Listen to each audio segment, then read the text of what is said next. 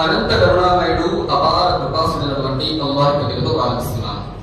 సమస్త ప్రశంసలు సకల ఆరాధనలు అల్లాహ్కు మాత్రమే శోభిస్తాయి. అల్లాహ్ సుబ్హానహు వ తఆలా అనంతంగా ప్రేమించేవాడు, అమితంగా మానవులని కరుణించే కరుణాప్రదాత అల్లాహ్ సుబ్హానహు వ తఆలా. అల్లాహ్ సుబ్హానహు వ తఆలా మొట్టమొదటి మానవుడైనటువంటి ఆదమ్ అలైహిస్సలాంని మట్టితో పుట్టించాడు. మన మొట్టమొదటి అమ్మైనటువంటి హవ్వా అలైహిస్సలాం వారిని ఆదమ్ అలైహిస్సలాం వారి వీపు నుంచి ఆయన వెన్నుముకతో సృష్టించారు. ఆది దంపతులైనటువంటి ఆదమ్ హవ్వ నుండి ఈ సృష్టికి శ్రీకారం చుట్టినటువంటి వాడు అల్లాహ్ సుబ్హానహు వ తఆలా. అల్లాహ్ సుబ్హానహు వ తఆలా మానవుడిని పుట్టించాడు. మానవుడిని పుట్టించి ఈ ప్రపంచంలో ఇట్టే వదిలిపెట్టలేదు. మానవుడిని ప్రపంచంలోకి పంపించి మానవుడికి అవసరమైనటువంటి సమస్త అవసరమైనటువంటి వనరులను ఇచ్చి అల్లాహ్ సుబ్హానహు వ తఆలా ఒక పరీక్ష నిమిత్తం ఈ లోకంలోకి పంపించాడు. ఎప్పుడైతే మానవుడు ఆలమే ఆరాహం నుండి ఆలమే దునియా ఈ ప్రపంచంలోకి వచ్చాడో, ఏ ఉద్దేశంతో ఈ ప్రపంచంలోకి వచ్చాడో అల్లాహ్ పంపినటువంటి ఆ పరమార్థాన్ని మరచిపోయాడు. ఆ విషయాన్ని గుర్తు చేయడానికి అల్లాహ్ సుబ్హానహు వ తఆలా ప్రతి జాతిలోనూ ప్రతి కాలంలో ఆదమ్ అలైహిస్సలాం ఆవిర్భావం మొదలుకొని చిట్ట చివరి కలియుగం వరకు ప్రతి కాలంలోనూ దైవ ప్రవక్తలని నబీ రసూల్ని పంపిస్తూ వచ్చాడు. ఆ ప్రవక్తలందరిపై మరియు ఆ ప్రవక్తలందరిలో వచ్చినటువంటి చివరి ప్రవక్త హజరత్ ముహమ్మద్ ముస్తఫా సల్లల్లాహు అలైహి వసల్లం వారిపై అల్లాహ్ యొక్క శాంతి శుభాలు మరియు వేలకొడదలు వర్షింపజేయగాక అందిస్తున్నాము. సోదరులారా, అల్లాహ్ యొక్క మహదనుగ్రహం చేత జుమా నమాజ్కి హాజరయ్యే భాగ్యాన్ని అల్లాహ్ మనందరికీ ప్రసాదించినందుకు చెప్పేదానికన్నా వినేదానికన్నా వాటిని మన జీవితంలో ఆచరించే భాగ్యాన్ని అల్లాహ్ మనందరికీ ప్రసాదించుగాక. ఈ పవిత్రమైనటువంటి జుమా రోజున నేటి నా యొక్క అంశం ఇస్లాంలో నైతిక విలువలు. ఇస్లాంలో నైతిక విలువలు అన్నటువంటి అంశం గురించి తెలుసుకునే ప్రయత్నం చేద్దాం. ఎందుకంటే మహాప్రవక్త ముహమ్మద్ సల్లల్లాహు అలైహి వసల్లం తెలియజేస్తారు, పుట్టిన ప్రతి మనిషి చనిపోతారు. పుట్టిన ప్రతి ప్రాణి ఏదో ఒక రోజు ఈ ప్రపంచాన్ని వదిలేసి వెళ్లాల్సింది. కుల్లి నఫ్సిన్ జాయికతుల్ మౌత్.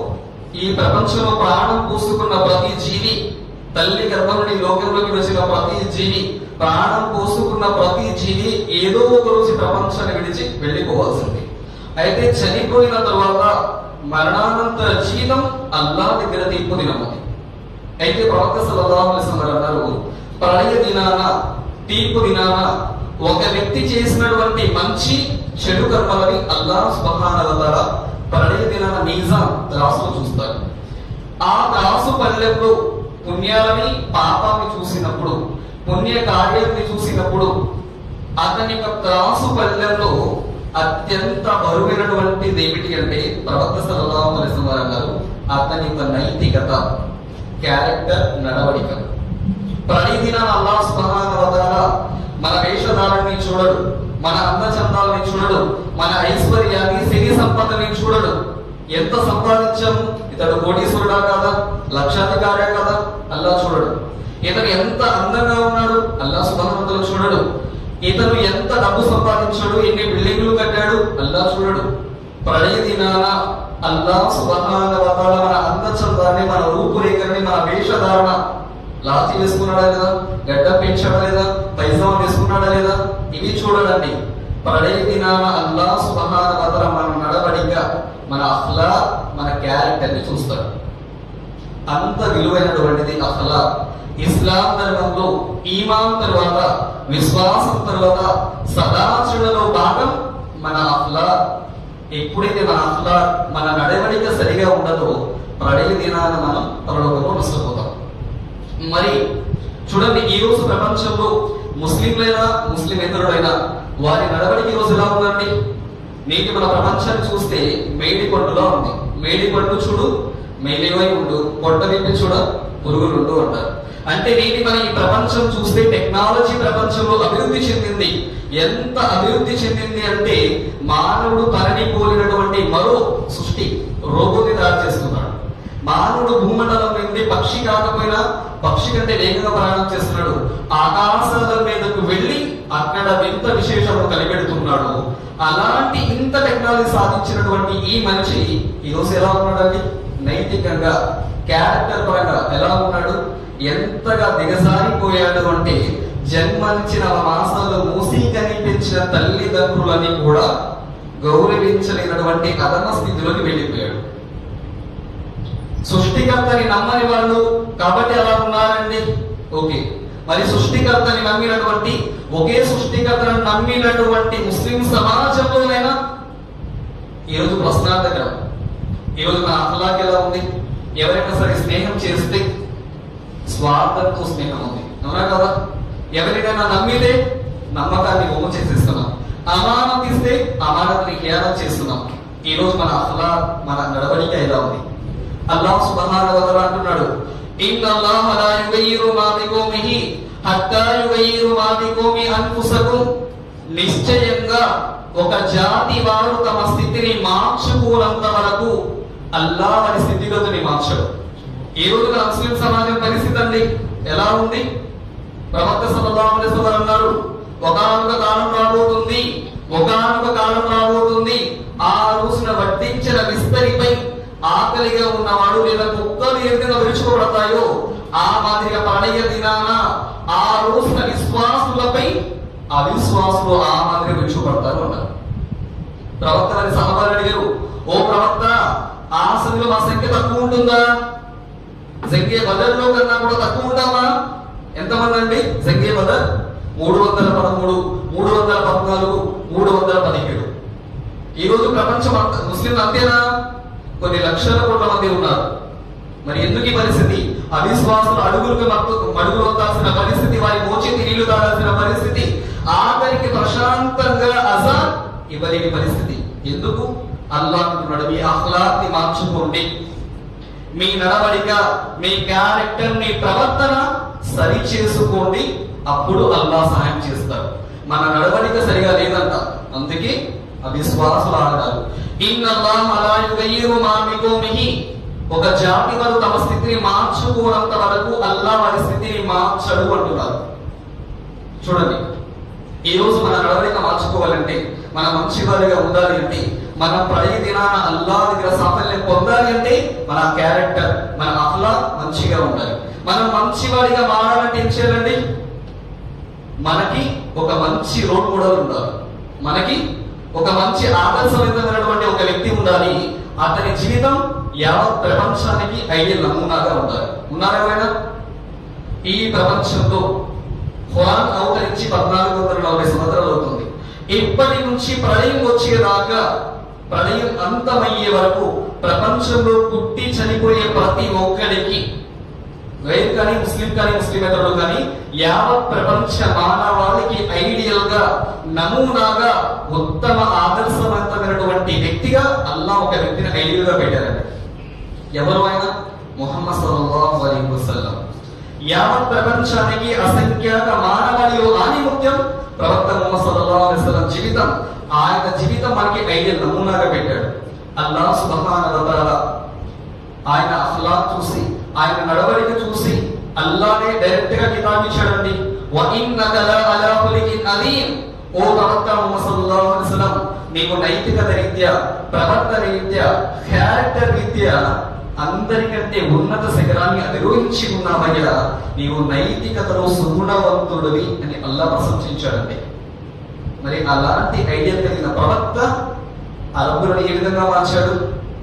360 విగ్రహాలను ఆరాధించే వారిని ఒకే సృష్టికర్తను అల్లాహ్ను ఆరాధించే వారిగా చేశారు. అనేక పాపాలలో చెడులు ఉన్నటువంటి వారిని ఉత్తమమైనటువంటి సహబాలుగా తీర్చిదిద్దారు. అల్లాహు అక్బర్.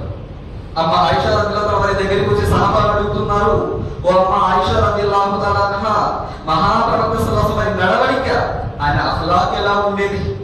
అడిగినప్పుడు ఆయిషా వారు అంటున్నారు, ఇన్నహు రసూలుల్లాహి సల్లల్లాహు అలైహి వసల్లం కానల్ ఖురాన్. ఏంటి మీరు ఖురాన్ చదవరా? ప్రవక్త వారి నడవడిక ఎలా ఉండేది అంటే, ఇన్నహు రసూలుల్లాహి సల్లల్లాహు అలైహి వసల్లం కానల్ ఖురాన్. ప్రవక్త వారి నడవడిక ఖురాన్ బోధనలకి ప్రతిబింబంగా ఉంటుంది. ప్రవక్త వారి యాటిట్యూడ్, నడవడిక ఎలా ఉంటుంది? ఖురాన్ అర్థం అనుకుంటే దానికి ప్రతిబింబం ప్రవక్త ఆచరణ అలా ఉంటుంది. మరి అలాంటి ప్రవక్త మనల్ని ఇహలోకంలోను పరలోకంలో మన సాఫల్యం పొందడం కోసం ఎలాంటి నైతిక విలువలు తెలియజేశారండి ఇస్లాం. ఈ రోజు ముస్లిం సమాజానికి తెలియదు. ఇస్లాంలో ఉన్నటువంటి విషయాలు ఇస్లాం నేర్పిస్తున్నటువంటి సమాజానికి తెలియదండి. అసలు ఇస్లాం అంటే ఏంటి? చాలా మంది ముస్లింలు ఏమంటున్నారంటే ఇస్లాం అంటే ప్రపంచంలో అనేక మతాలు ఉన్నాయండి, ఇది ఒక మతం. బయట వాళ్ళు అనుకున్నారు ఇస్లాం అంటే ఒక మతం, ప్రవక్త ముహమ్మద్ సల్లల్లాహు అలైహి వసల్లం స్థాపించినటువంటి ఒక కొత్త మతం అన్న అపోహలు ఉండిపోయారు. ఇస్లాం అంటే మతం కాదండి. ఖురాన్లో ఎక్కడ కూడా అల్లా ఇస్లాం ని మజ్హబ్ మతం అని చెప్పరా. మరి ఇస్లాం ఏంటి? షరఅ లకుమ్ మిన అద్-దీని మా వస్సా బిహి నూహ అల్లదీ ఔహైనా ఇలైక వమా వస్సైనా బిహి ఇబ్రాహీమ వ మూసా వ ఈసా అన్ అఖీముద్-దీన వలా తతఫర్రఖు ఫీ కబర అలల్ ముష్రికీన మా తదూన్ ఇలై.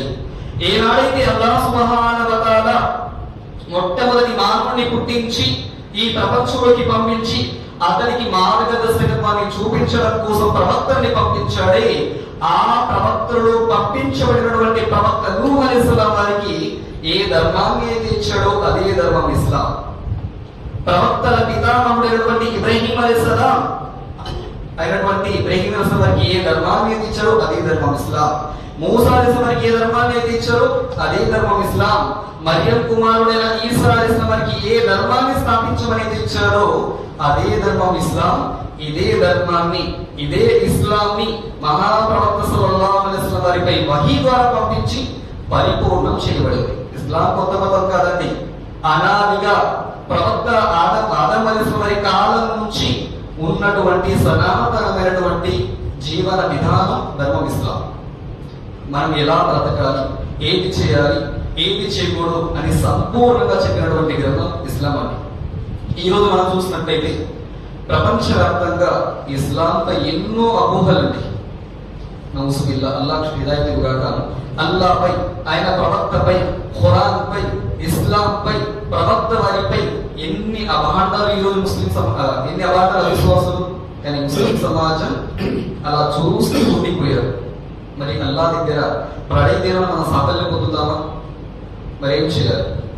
ఇదే టాపిక్ ద్వారా అల్లాహ్ మనకి హితబోధ నేర్పిస్తున్నాడు. ఏమిటది? సూరా ఫుసిలత్ 41వ సూరా 33వ ఆయతలో దావత్ గురించి చెప్పాడండి. వమన్ అహ్సను కౌలం మిమ్మన్ దా ఇలల్లాహ్, మీరు నిజమైన ముస్లింలు అవ్వాలి అంటే వమన్ అహ్సను కౌలం మిమ్మన్ దా ఇలల్లాహ్, అల్లాహ్ వైపు వదిలి ఆహ్వానించండి.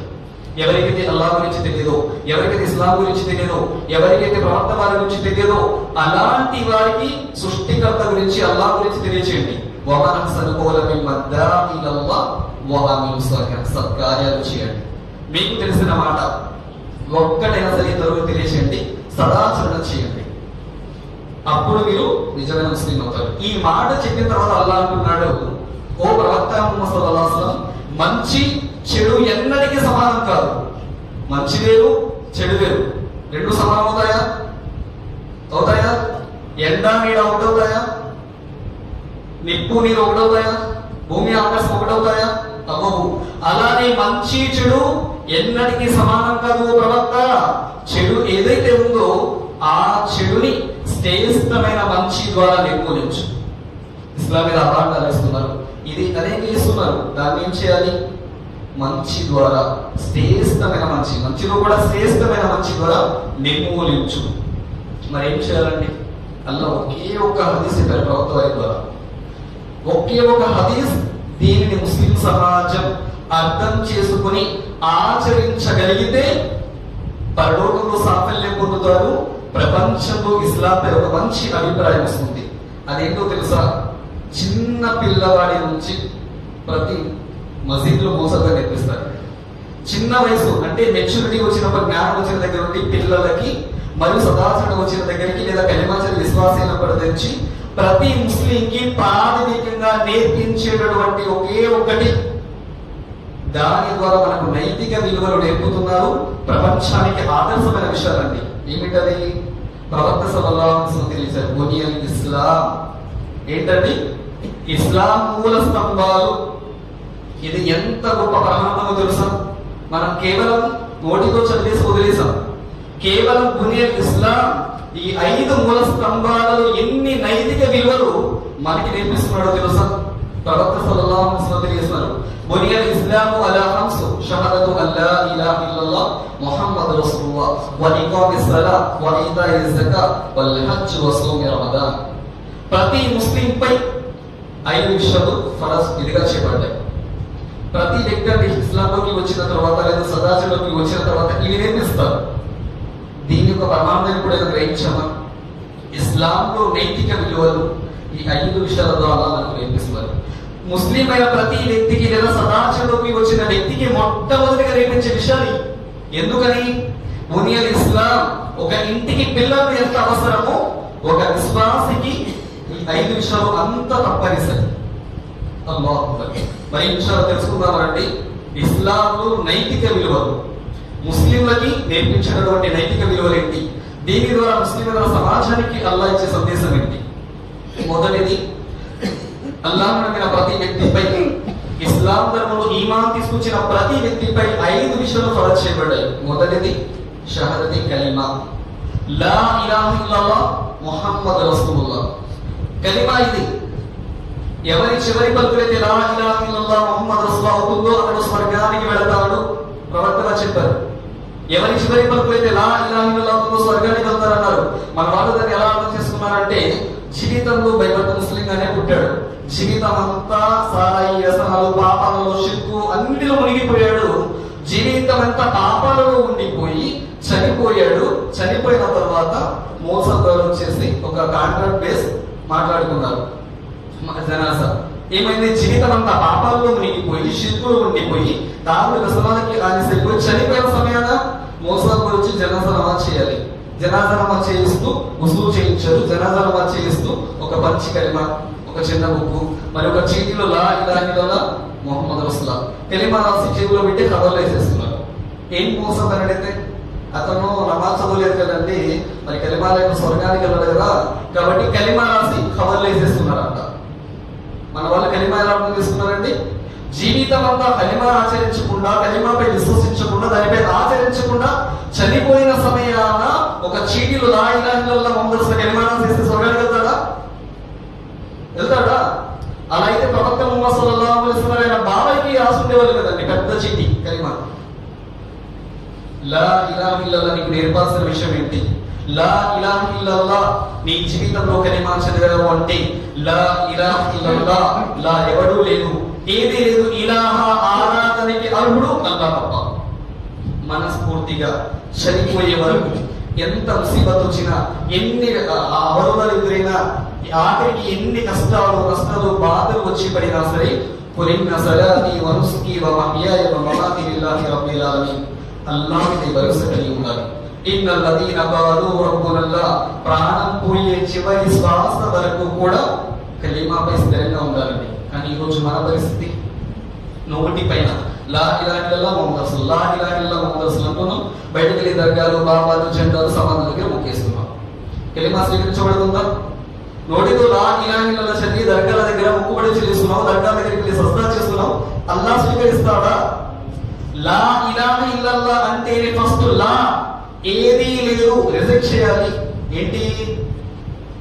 నీ మనసులో దర్గాలు బాబాలు జెండాలు వీళ్ళు ముషద్లు సమాధులు లేదు చెట్లు పొట్లు ఏదైతే నీ మనసులో ఉందో ఫలానా దేవుళ్ళని ఇవన్నీ మొదటగా తీసి కదఫ్లహ మన్ తజక్కా, నీ హృదయాన్ని పరిశుభ్రపరచుకో, అవన్నీ తీసేయాలి. లా ఇలాహ ఇల్లల్లాహ్, ఆ తర్వాత ఇల్లల్లాహ్, అల్లాహ్ ఒక్కడన్నా.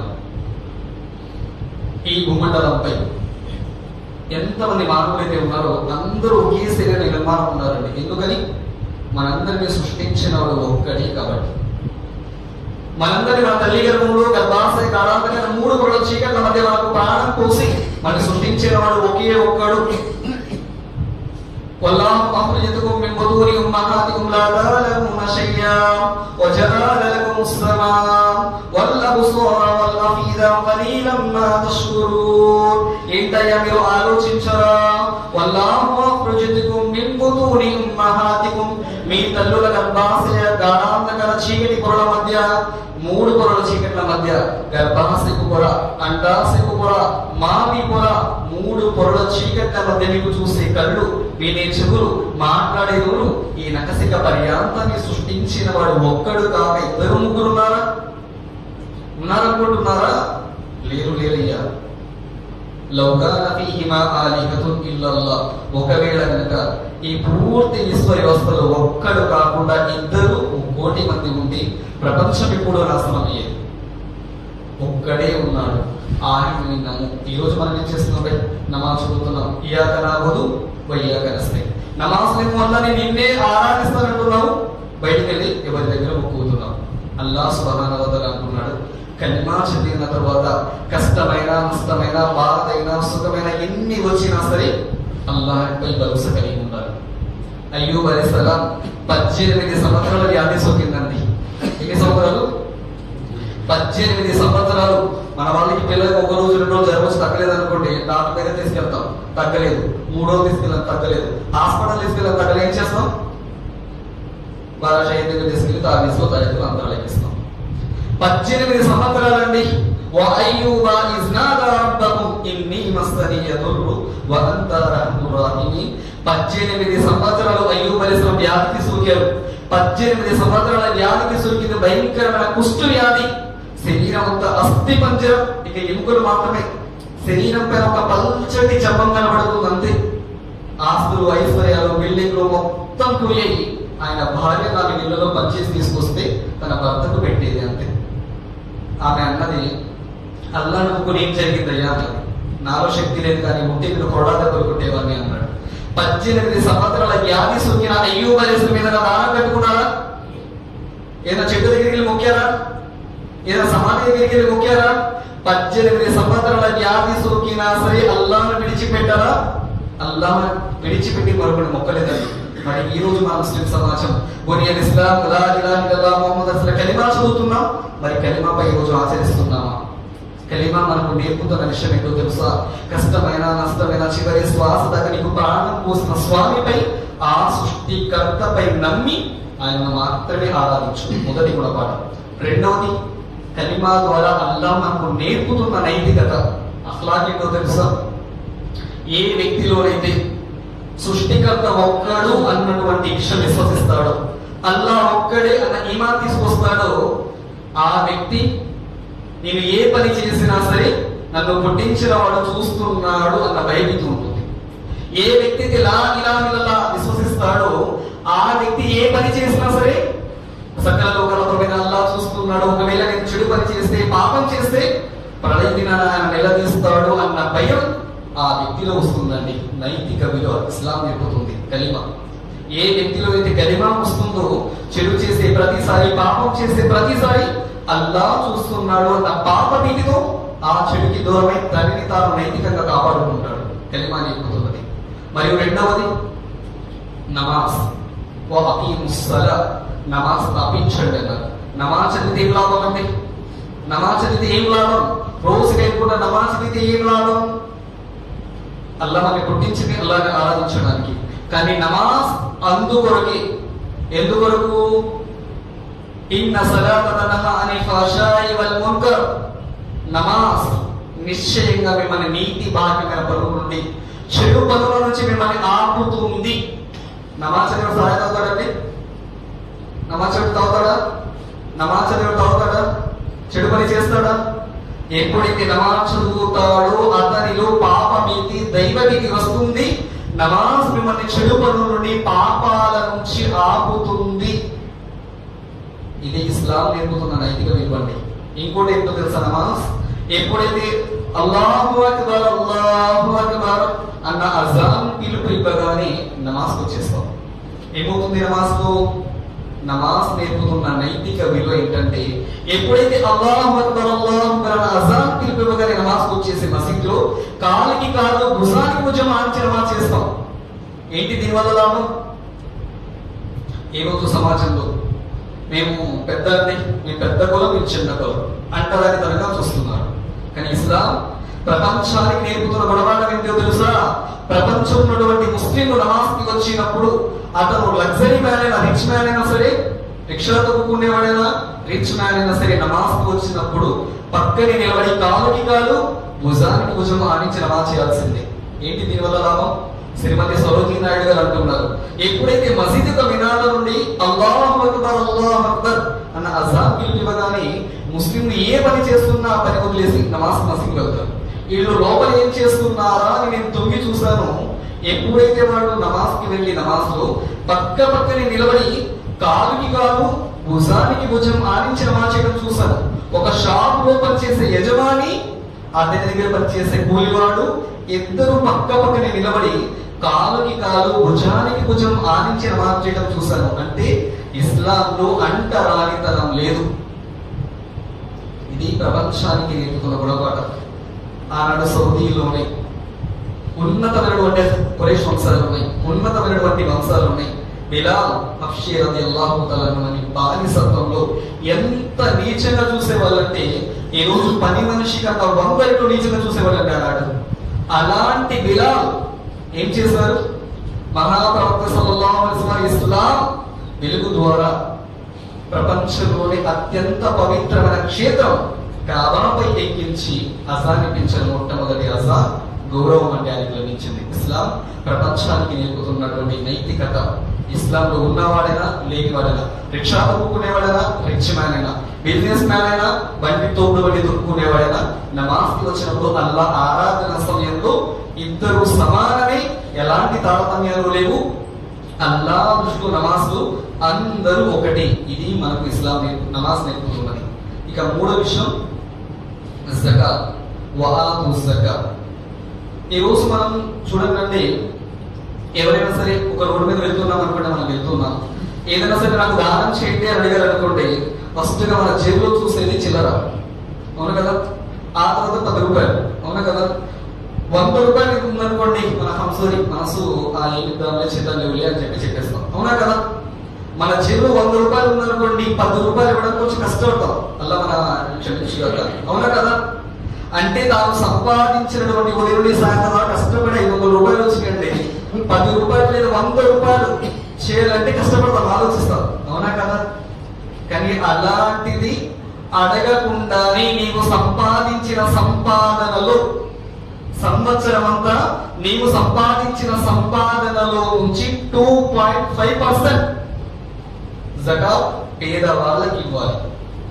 చూడండి, మరి ఏమన్నా వచ్చి అడిగితేనే ఆలోచిస్తాం 100 రూపాయలు ఇవ్వడానికి.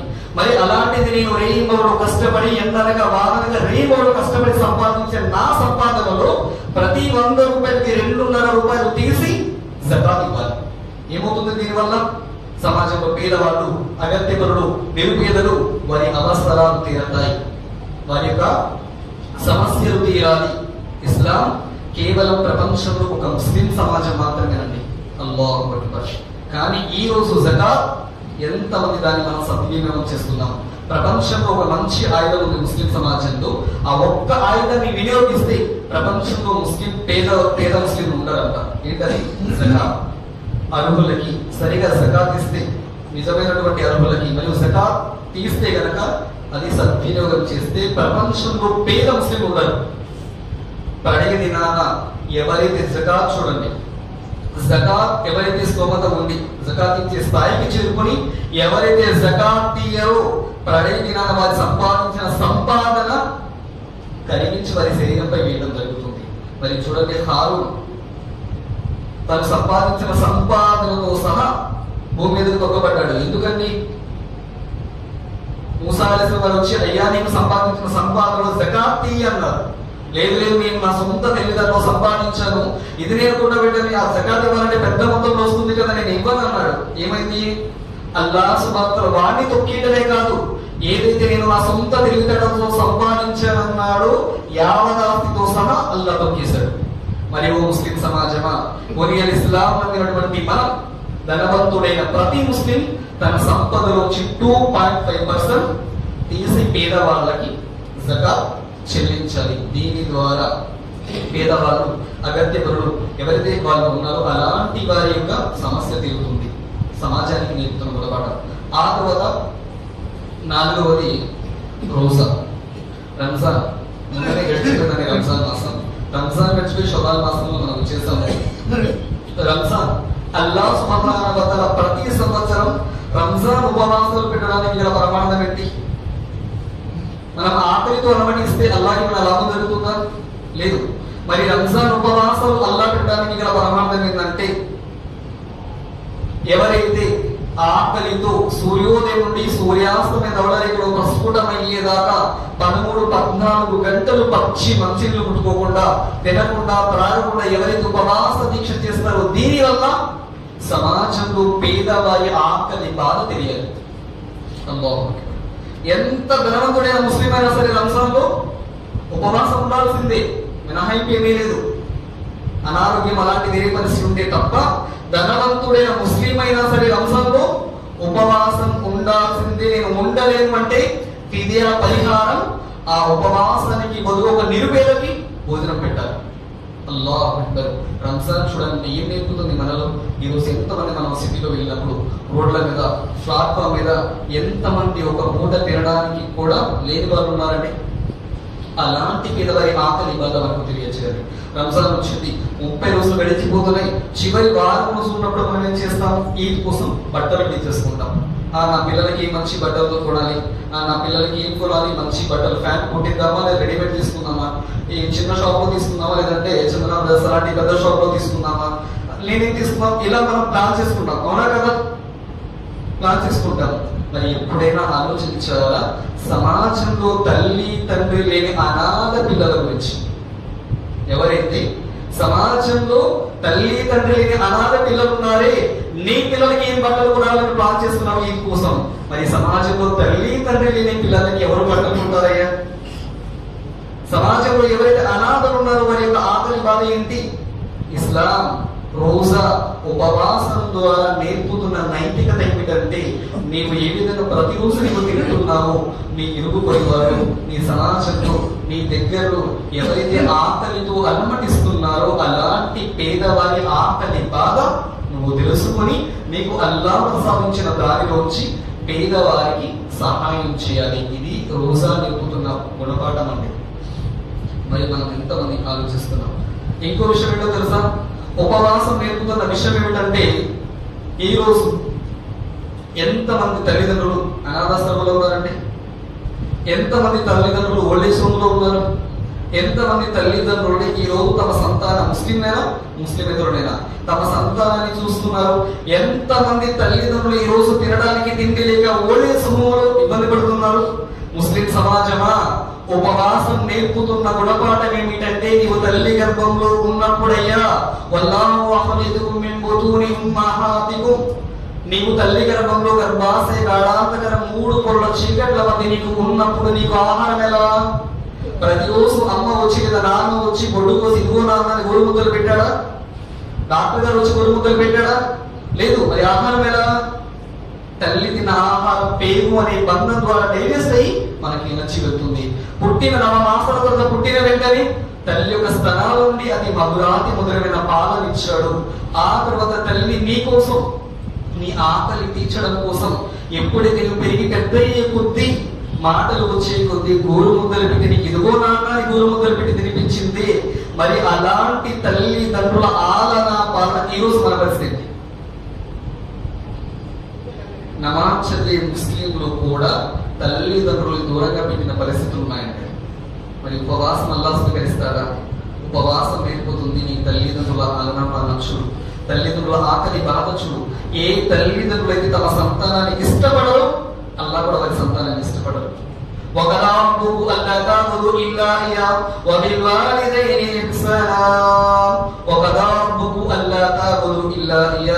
ఎవరైతే నేను పుట్టించి నీకు ప్రాణం పూసాడో ఆ సకల లోకాల పైన అల్లాహ్ని మాత్రమే ఆరాధించు.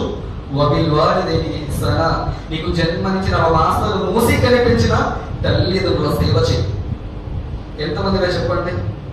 కాలేజ్కి వెళ్ళాం, ఫ్రెండ్స్ పరిచయం, స్మార్ట్ ఫోన్ వచ్చింది, ఫేస్బుక్ వాడుతున్నాం, ఎవరో తెలియని వాళ్ళకి మనం పలానా సెర్చ్ చేసుకుంటూ వెళ్తూ ఏం చేస్తాం? పలానా గర్ల్ ఫీమేల్ కనపడింది అనుకోండి, యాడ్ ఫ్రెండ్ కొట్టేస్తాం. ఎవరో తెలియని పరిచయం అయింది, చాటింగ్ జరుగుతూ ఉంది. ఓకేనా? ఎలా ఉన్నాం, ఏంటి, ఫ్రెండ్షిప్ నడుస్తుంది. ఏం చేస్తాం? ఉదయం లేచిన వెంటనే ఏం చేస్తాం? బై యువత ఆలోచించాలి. హాయ్, హలో, ఎలా ఉన్నావు, good morning, how are you message పెడదామా లేదా? ట్రాక్ చెప్పడం కదా. ఎవరో తెలియనటువంటి అన్నోన్ పర్సన్ కి హాయ్, హలో, ఎలా ఉన్నావు, తిన్నావా అని అడుగుతున్నాం. ఎవరో తెలియదు, ఎలా ఉన్నావు, ఏంటి తిన్నావా అని అడుగుతున్నావు, గుడ్ మార్నింగ్ హాయ్ పెడుతున్నావు. మరి జన్మనిచ్చిన మాసాలు మూసీకని పెంచిన తల్లిదండ్రులకు ఎప్పుడైనా సరే అమ్మా అన్నం తిన్నావా అని అడుగుతున్నావా? ఎప్పుడైనా సరే నాన్న అన్నం తిన్నావా అని అడుగుతున్నామండి? రోజా నేర్పుతున్నదేంటి?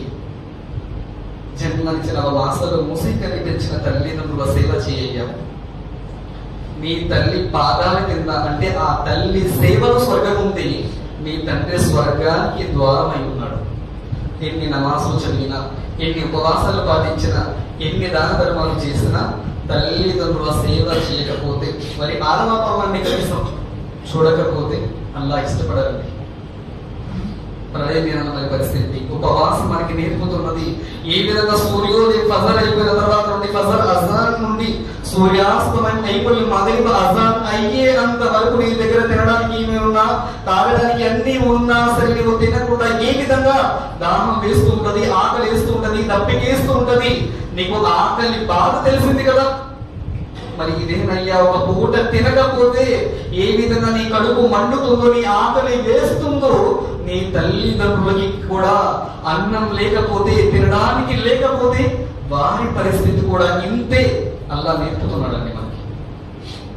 ఇస్లాం ప్రపంచానికి నేర్పుతున్న నైతికత ఆలోచించాలి. కాబట్టి చివరి మాట 5వది హజ్. జీవితంలో ప్రతి వ్యక్తి, స్తోమత కలిగిన ప్రతి వ్యక్తి జీవితంలో ఒక్కసారైనా సరే పవిత్ర క్షేత్రమైనటువంటి కాబా హజ్ యాత్ర చేయాలి. స్తోమత కలిగిన వారు. ఎందుకు అల్లాహ్ సుబ్హానహు వ తఆలా హజ్ అనే భాగం పెట్టారంటే అనేక గుణపాఠాలు ఉన్నాయి. చాలా మంది చూడండి ఏమంటారంటే బయట మీరు హజ్కి వెళ్ళినప్పుడు మన షిర్కు చేసేటటువంటి ముస్లింలు ఏమంటారంటే ఈ మధ్య చెప్తున్నారు ఒక మాట, కాబా చుట్టూ తవాఫ్ చేస్తున్నారు కదండి, మేము దర్గా చుట్టూ తిరిగితే తప్పేంటి అంటున్నారు. ఏంటంటే మీరు హజ్కి వెళ్ళినప్పుడు ఉమ్రాలో కాబా చుట్టూ తిరుగుతున్నారు కదా, మేము దర్గా చుట్టూ తిరిగితే తప్పేంటి అంటున్నారు. చూడండి, ప్రపంచంలో ఉన్న ఏ ముస్లిం కూడా, ఎన్ని మసీదులు ఉన్నాయండి? కొన్ని లక్షల మసీదులు ఉన్నాయి. ప్రపంచంలో ఏ ముస్లిం కూడా తమ ప్రాంతంలో ఉన్న మసీదు చుట్టూ తవాఫ్ చేస్తాడా? ప్రదక్షిణ చేస్తాడా? 5 పూట నమాజ్ అప్పుడు కానీ, పండగప్పుడు కానీ, ఈద్ అప్పుడు కానీ, జుమా అప్పుడు కానీ ఎప్పుడు కూడా మన ఊళ్ళో ఉన్న మన మసీదు చుట్టూ తవాఫ్ చేస్తామా? లేదు. పుణ్యం కోసం ఎదురుకొచ్చుందా? పర్మిషన్ లేదు. ప్రపంచంలో ఏ ముస్లిం కూడా తమ ప్రాంతంలో మసీదు చుట్టూ తవాఫ్ చేయడు. కేవలం మసీద్ హరాం కాబా చుట్టూ మాత్రమే తవాఫ్ చేస్తారు. ప్రవక్త సల్లల్లాహు అలైహి వసల్లం తమ స్వాస్థాలలో కట్టిన మసీద్ నబవీ చుట్టూ కూడా తిరగరండి. కేవలం కాబతుల్లా చుట్టూ మాత్రమే తిరుగుతారు. ఆలోచించండి, అది ఎందుకు? అది భూమండలంపై కట్టబడినటువంటి ఫీ బుయూతిల్లా, మొట్టమొదటి అల్లాహ్ యొక్క ఆరాధన గృహం. అది స్వర్గం నుండి ఆదం వారు హజరే అస్వద్ తీసుకొచ్చి అందులో పెట్టారు. మొట్టమొదటి ఇల్లు అల్లాహ్ యొక్క గృహం. కాబట్టి హాజిరా అలైహిస్సలాం ఆమె పిల్లలు పడినటువంటి కష్టాలు, బాధలు ముస్లిం సమాజం తెలుసుకోవాలని మొట్టమొదటి ఆరాధన ఆలయం కాబట్టి హజ్జని ఉమ్రా అనేటటువంటి ఆరాధనని పెట్టాడు. అంతే తప్ప ఎవరు కూడా దేని చుట్టూ తిరగడు, కేవలం కాబతుల్లా చుట్టూ మాత్రమే తిరగాలి. మరి ఇంకేమన్నారు? కాబా చుట్టూ తిరిగినా ఒకటే, దర్గా చుట్టూ తిరిగినా ఒకటే అన్నారు. లేదండి, ప్రపంచం ఉన్నటువంటి ఎవరైతే షిర్కు చేస్తే దర్గా చుట్టూ తిరుగుతున్నారో లేదా వేరే వాటి చుట్టూ తిరుగుతున్నారో వారి ఇంటెన్షన్ ఏముంటుంది? దేని చుట్టూ అయితే సమాధి చుట్టూ తిరుగుతున్నారో ఇందులో బాబా ఉన్నాడు, ఇందులో దేవుడు ఉన్నాడు, ఇది నేను తిరిగితే నాకు మహిమ కలుగుతుంది, లాభం జరుగుతుంది, నా కోరిక నెరవేరుతాయి అన్న సంకల్పం తిరుగుతారు. కానీ ప్రపంచంలో ఏ ముస్లిం కూడా కాబా చుట్టూ తిరుగుతూ కాబాలో దేవుడు ఉన్నాడు అని ముస్లిం భావించాడు. ఫల్యాబుదు రబ్బ హాదల్ బైత్, కాబాని ఆరాధించండి, కాబా యొక్క ప్రభువైనటువంటి అల్లాహ్ని ఆరాధించండి. లబ్బైక్ అల్లాహుమ్మ లబ్బైక్, లబ్బైక్ లా షరీక లక లబ్బైక్, ఇన్నల్ హమ్ద వ నియామత లక వల్ ముల్క్. ఈ తల్బియా చదువుతూ కాబా చుట్టూ తిరుగుతారు. దీని అర్థం ఏంటి? హాజరయ్యేందు ప్రభు నీ భవిష్యత్ క్షేత్రమైన కాబాకి వచ్చాను అని తల్బియా అల్లాహ్కి కృతజ్ఞత చెప్తారండి. ప్రపంచంలో ఏ ముస్లిం కూడా కాబా చుట్టూ తిరుగుతూ కాబాలో దేవుడు ఉన్నాడు అన్న సంకల్పంతో తిరగదు. మొదటిది నేర్చుకోవాల్సింది. ఆ తర్వాత హజ్ ద్వారా మనకు నేర్పుతున్నటువంటి నైతికత ఏమిటంటే, ఈ రోజు మనం చూసినట్లయితే ఒక షాపింగ్ మాల్ కైనా లేదు వేరే కొన్ని చోట్లకి ఆఫీస్కి ఏదైనా ప్రభుత్వ ఆఫీస్కి వెళ్ళినప్పుడు డబ్బును బట్టి హోదాని బట్టి రికమెండేషన్ ఉంటుంది, స్పెషల్ ఉంటాయి. కానీ హజ్కి వెళ్ళిన వాళ్ళకి ఎలాంటి ప్రత్యేక దర్శనాలు లేవండి. రిక్షా తొక్కునేవాడు వెళ్ళినా, పెద్ద లగ్జరీ కోటీశ్వరుడు వెళ్ళినా సరే పట్టు వస్త్రాలు ధరించి హజ్ చేయడానికి లేదు.